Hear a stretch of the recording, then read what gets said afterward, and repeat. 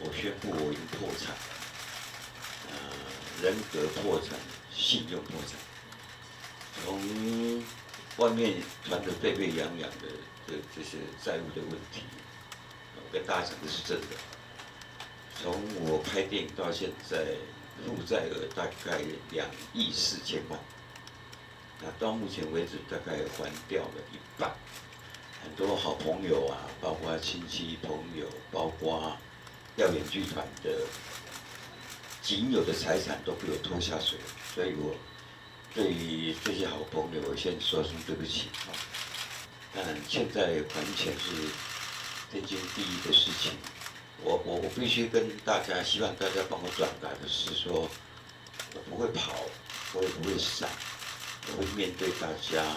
然后请债权人给我时间，因为我还有生产力，我目前还有3个节目在手上，并且还有很多后面的作品要启动。本来就是一要做的时候，其实时间表都好的，只是因为疫情发生了，所以让我们的整个所有的演出一路的往后延，一路。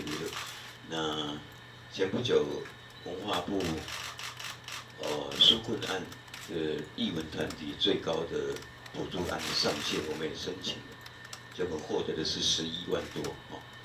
这个当然是剧团方面的痛苦。这2年来，我大概接触了有我刚讲的20个有意愿投资的人。去年8月29号要签约，它是一笔4000万的投资案。投资不是说给剧团，是给原创版权的人。然后律师他也找了，条文也已定。可是，在8月28日，就在前一天，他传来给我儿子说，因为香港反送中，所以我们不投资了。因为一些现在遇到的困难而有所停止那也希望他能够，大家可以给碰一个机会。我们自己犯的错误啦，因为有时候可能想法太过于天真跟浪漫，希望有一些什么样的作品啊，可以值多少钱啊，怎么。